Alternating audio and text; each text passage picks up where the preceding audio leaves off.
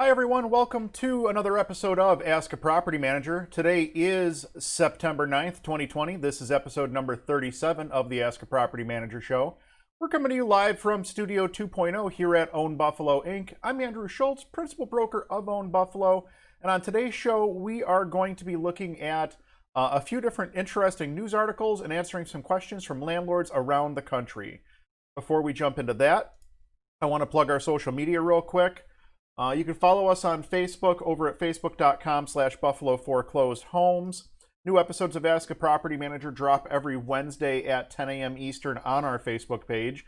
You can also catch the replay the same day on our Facebook page as well as over on our YouTube page, youtube.com/OwnBuffalo. Last but not least, don't forget to grab a free 30-minute consultation over at ownbuffalo.com. You can click the link and grab a free 30-minute phone call or Zoom call with me to discuss anything real estate or property management related.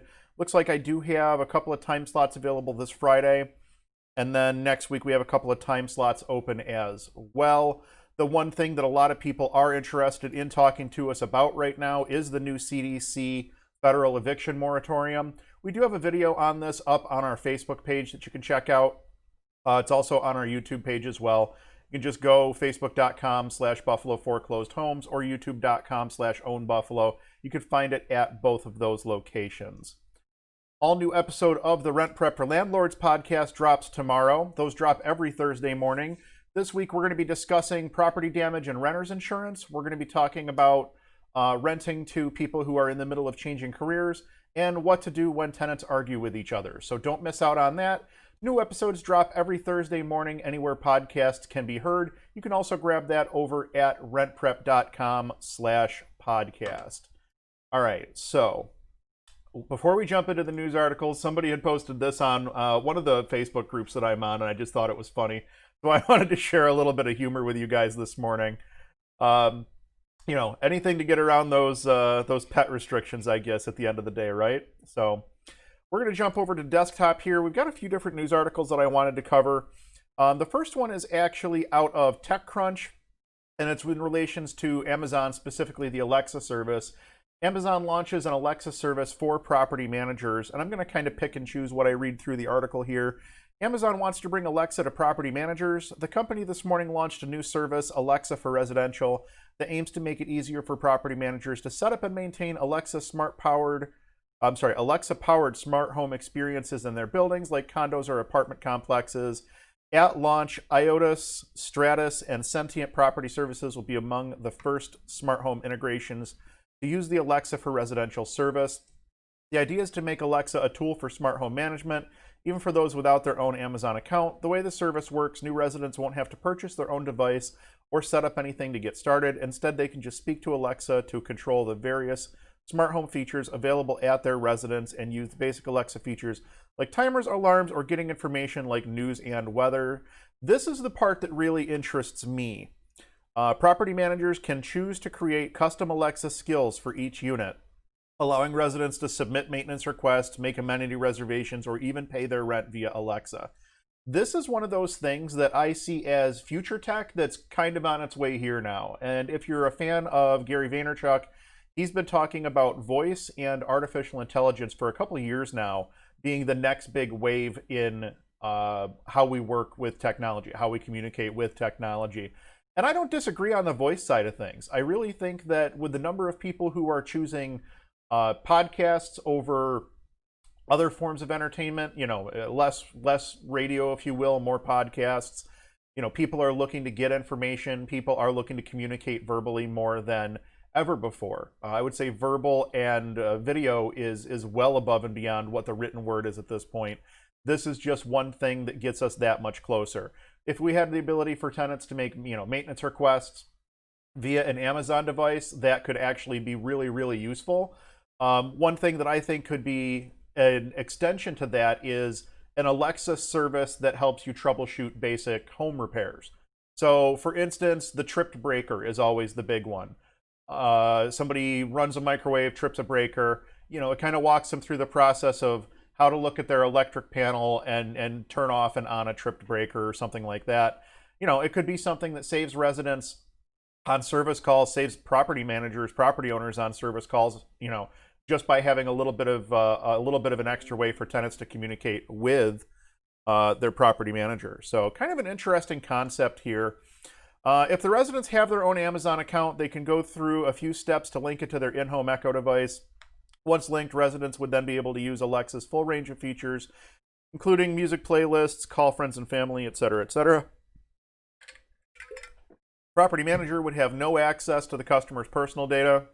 In this case, it would be as if the customer had set up their own Alexa device. In addition, the resident recordings are deleted on a daily basis under the new service. I think that's pretty critically important when it comes to data security and data privacy. Something else that could easily be integrated with these Alexas is you're starting to see more and more smart home thermostats that could be integrated, smart home locks, smart home security systems. Having that voice integration via Alexa for your Internet of Things, if you will, your monitored doorbell, your monitored alarm system, your monitored thermostat, all of that stuff can be tied into this system to create sort of an all-in-one solution, if you will. So I'm not going to continue with this article. I think that we've kind of talked about it long enough here, but you can kind of get the feeling for where things are going in technology and how this could actually be the wave of the future when you start seeing companies like Amazon pushing for future tech in homes. I think that you'll find as time goes on, you'll see more and more of this stuff starting to spring up. So would we be an early adopter? I don't think so. Number one, I don't think our market warrants it for rentals. Number two, obviously, I have a lot of data and privacy concerns when it comes to doing something like this.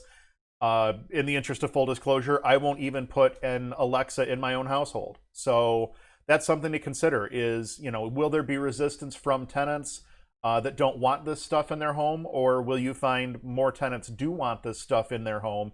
And I honestly think that that'll probably wind up being more of a comfort level with technology type of a situation. Maybe you'll see younger people adopt this faster than older people. Maybe the exact opposite. Maybe older people will find the value in being able to communicate verbally without having to get up and walk across a room or something like that. So something to think about. It's definitely interesting to see Amazon making moves like this, and I definitely think that this is, the very tip of the iceberg of what's going to become a radically life-changing technology for all of us. Now we're going to move on to an article from Housing Wire. This is in regards to supply chain issues. We've kind of touched on that, I think, the last couple weeks, but I wanted to bring this article into focus as well so that people are understanding just how bad the supply chain issues are right now and what the potential is for supply chain issues down the road. And again, this is from Housing Wire. Spike in lumber prices boosts construction costs. Higher lumber costs are adding about $16,000 to the price of a new home. The COVID-19 pandemic has caused lumber prices to skyrocket more than 160% since April after a spike in home renovation by cooped-up Americans, according to the National Association of Home Builders. Higher prices are adding about $16,000 to the cost of a new home, said Robert Dietz, their chief economist. Before I jump too much deeper into the article, I will say, yeah, we're definitely seeing higher costs on building materials here locally. When you can find them. So I will mention that there's, instances where finding pressure-treated lumber, finding plywood, finding OSB at a price that's not outrageous is very challenging in Western New York right now, and all over the country, really. But we have noticed the impact here. I was talking to one of our vendors the other day who mentioned to me that the cost of a simple 2x4 had gone up by almost double for decent quality lumber 2x4s. And I'm not, I am surprised by that, but I'm also not surprised by that. And we'll get into the article a little bit further here, and it'll explain why. As people started nesting in response to the pandemic, they also started undertaking all sorts of home renovation projects. At the same time, sawmills started shutting down and having only partially reopened because of social distancing concerns. There's your issue. The lumber industry lost 6,000 jobs as a result of the pandemic and has gained back on a net basis only about half of those. So we're still about 3,000 people short in this industry right now. Growing demand for lumber has met insufficient supply, and the result has been escalating prices. Makes sense, simple supply and demand. While the lumber industry has only partially reopened, imports from Canada, which supplies about a third of the lumber used in the U.S., are still being hit with a 20% tariff put in place by President Trump 3 years ago. You also have to keep in mind that the border is closed right now. So while supply shipments are moving back and forth, I would assume that they're moving back and forth, number one, at a reduced frequency, fewer of them coming across. And number two, I would assume that there are delays as they're coming across as well because of the additional restrictions. I could be wrong on that. I'm not an expert, but who knows? The U.S. and Canada in 2006 signed a pact, the lumber softwood agreement that expired in 2015 without a replacement. In 2017, Trump imposed tariffs on Canadian lumber imports as part of his America First economic policy aimed at reducing trade deficits. Subsequent tariff hikes were aimed at goods coming from China, South Korea, other countries, et cetera, et cetera. For what it's worth, I think that there's a pretty substantial portion of our lumber that comes from Canada. I didn't have a chance to do the research prior to this episode to find out exactly how much, but I'm pretty sure that we do get a substantial amount of our lumber coming down from Canada. Specifically, I think it's fir. We get a lot of fir that comes from Canada. So something to keep in mind. I know I've mentioned it on here a couple of times now. When it comes to supply chain issues, things like appliances have even become difficult to get our hands on. So we buy a lot of Frigidaire 18 cubic foot, just basic refrigerators. It's probably one of our most commonly purchased refrigerators. They've been manufacturing more or less the same thing for a million years now, and we like those because the price point and because we have a lot of them, so we understand how they operate. And it's just been a nightmare trying to find appliances. Everything is, I bought a refrigerator last month and then bought the exact same refrigerator again this month for a different unit. And there was almost a $200 difference in price month over month. Trying to get stuff that's in stock is very difficult. Matter of fact, I just got an email this morning, a refrigerator that I'd ordered just to have on hand in case we have a unit that goes down. Was supposed to be delivered the 12th, I believe, which is Saturday, maybe? Yeah, Saturday. And it just got pushed to the 30th. And I expected it's going to get pushed even further after that. So that's definitely something to keep in mind. Supply chain interruptions are a real thing. They're probably not going to get better immediately. I have a feeling that we're going to have supply chain issues, especially if we wind up with a wave 2 of the pandemic. If we wind up with additional shutdowns, this is one of those things that will just kind of have to play out. But the longer it takes for that to recover, the longer we're going to be stuck with these prices. And don't expect prices to drop right away either. I would expect that the prices are going to slowly trickle down, if at all, much the way that gas prices came down after gas prices stabilized and we were no longer paying $4 a gallon here in Western New York. Last news article of the day, Blackstone gets back into the single-family rental game. Again, this is from Housing Wire. If you're not familiar with who Blackstone is, they're not a real well-liked name in the industry. They're basically a hedge fund that buys single-family rent. Well, at the time they were mostly multis, but they got into the single-family rental game a bunch of years back and recently sold off their portfolio of holdings, and now they're getting back into it. If you really are interested in Blackstone, just do some searches for Invitation Homes.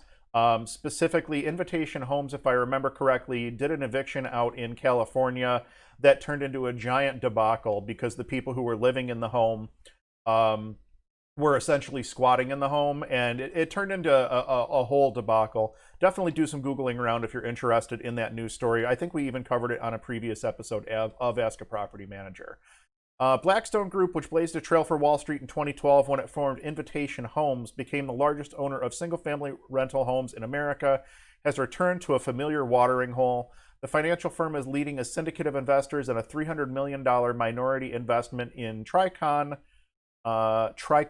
Residential, which owns and manages more than 30,000 single-family and multifamily rental homes in the U.S. and Canada. Blackstone's reentry comes just months after it sold its stake in Invitation Homes, which it brought public in 2017. They bought over 30,000 homes out of foreclosure for $10 billion, then spent another $2 billion fixing them up. At its peak, Blackstone spent over $100 million a week scooping up properties, often in the Sun Belt. So that's kind of their MO. They buy foreclosed properties, and this is kind of the situation they had in in California. They buy foreclosed properties, they fix them up, they put them back on the market for rent. That's kind of their MO in this how they operate. I'm not going to jump too much further into the article, but my point here, the reason that I brought this article up to begin with, is simply to say This is exactly what I anticipated seeing happen. I expected to see large money start moving into small rentals. Single family is about as small of a rental as you can get. That's where the small investor, the mom and pop, the 75% of investors are more often than not invested is in single family and small multis, 2 to 4 unit. And that's exactly where Blackstone is going back to. They're dipping back into that watering hole that they just got out of. And I have a feeling that it's a direct result of the fact that we're going through everything that we're going through with this pandemic right now. These eviction moratoriums and things like that are having a hugely negative impact on housing providers across the board in a variety of different ways. And the people who are suffering the most are the people that I call accidental landlords, people who have acquired a property because a family member passed away or they had to move across the country for work and now they have 2 homes, something like that. The people who don't necessarily want to be housing providers but are forced into that situation. Those are the people who are also, disproportionately being impacted by the eviction moratorium on the property on the property owner side of the coin. When those people start having homes foreclosed on, Blackstone's going to be right there to jump in, buy the single families up, and eliminate the small landlord. And people scream and yell about, slumlords and stuff like that, and point fingers at landlords all the time. When you get a company like Blackstone that has that level of purchasing power, they are very, very quick to be in a market. They can be, the best landlord or the worst landlord, and typically, from everything I've read, it's not that they are the best landlord in town. So this is kind of what I figured was going to happen. Hopefully they are not able to get as much of a foothold as what they were able to get before. But I don't think it's anybody's, I don't think it's a shock to anybody at this point that this is the direction we're moving in.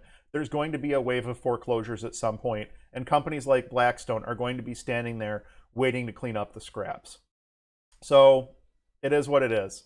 It's one of those things that you're just going to have to, this is your competition. You're going to be competing with these people the next time you go to buy a foreclosure in your market. So something to keep in mind. Let's jump into our questions for the week. This one is, actually, I believe these are all from the Rent Prep for Landlords Facebook group. Just shy of 12,000 members strong, one of the best free resources on the internet. Head on over to facebook.com/groups/rentprep and join today. When a tenant wants to move in her partner and it is it treated as a roommate rules situation? Are you required to accommodate such a change during the current lease, or can you wait until the lease is up?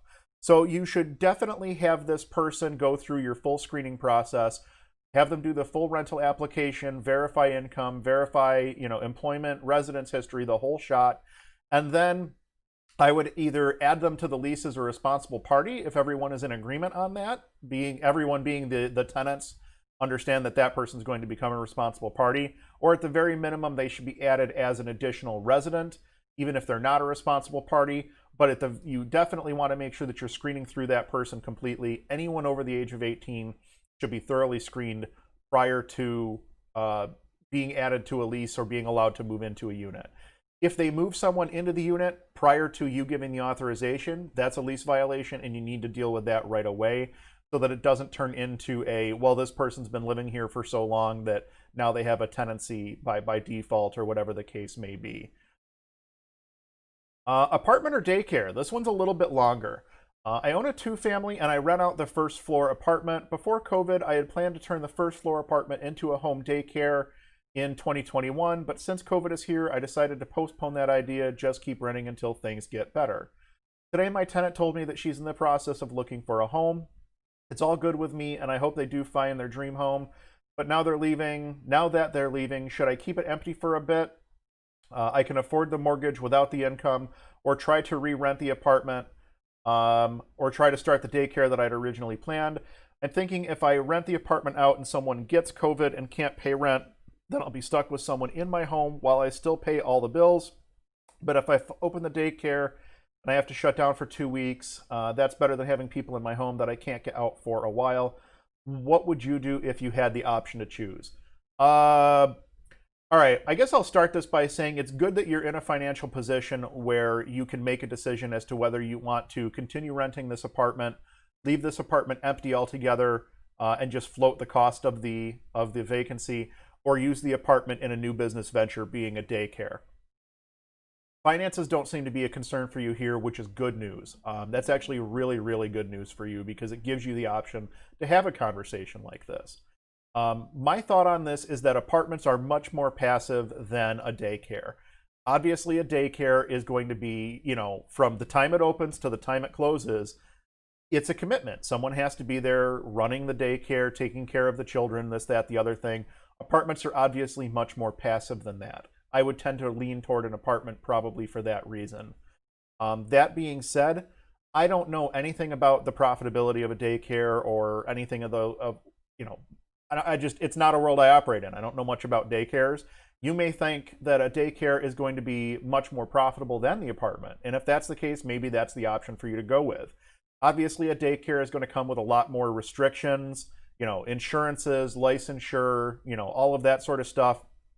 It's up to you ultimately. If I was in your position, most people are still paying rent.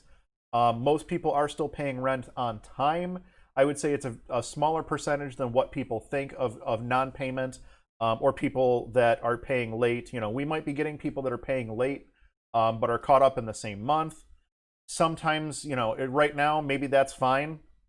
I don't know as though I would want to jump into a daycare with everything that's going on, especially like you talk about having, COVID concerns and things like that. If you get a COVID case in your daycare, it could be a completely different scenario. So I don't know, man. I would probably lean more towards just leaving it as an apartment, but that's based mostly on my comfort and the fact that I don't know anything about daycares.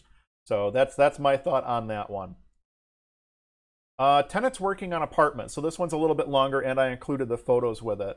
Current tenants are breaking the lease and moving out. I found new prospective tenants that seem like a good fit, but I'm requiring the previous tenants to continue paying rent until a new lease is secured. That's smart. The prospective tenants are talking about painting, which I'm okay with as long as they approve the color choice with me first. Red flag number one. They also wanted to know about taking out carpet in bedrooms due to asthma, replacing it with floating floor tongue and groove. Red flag number two. There's nothing wrong with the paint. I just repainted the house last year and the carpet is fine. See the photos. I figured I need to have specific verbiage in the lease covering this, requiring my approval of their choices, as well as if the finished product, etc. Now they want to know if they can start slowly moving things over. Lease would begin October 1st. Once they sign and pay the security deposit, they can begin painting, etc., etc. Red flag number three, in my opinion. I'm going to stop reading this and just start answering questions at this point. I don't let tenants do work in apartments. We don't want tenants doing work in an apartment, even, beyond something like changing a smoke detector battery or a light bulb or something like that. We don't want tenants painting walls because there's a high likelihood that they're going to slop paint all over the place or use a color that takes us 3 or 4 coats to paint over top of or something like that. We don't want tenants doing work on apartments. We definitely would never let a tenant, replace a floor in a unit. All of these are red flags. They are pushing your boundaries before they're even living in the apartment to see what they can do and what they can get away with. I would walk away from this altogether or rent the place to them as it sits right now and be very clear in your lease that the tenants are not allowed to make any modification. If you want to do modification on behalf of the tenants prior to them moving in, that might be a little bit different scenario. You might be able to adjust the rent accordingly. But I definitely would not allow tenants to be in there doing work on an apartment that you can't monitor the progress as easily and things like that. I would not do it. Too much risk there for me. Not a fan of any of this.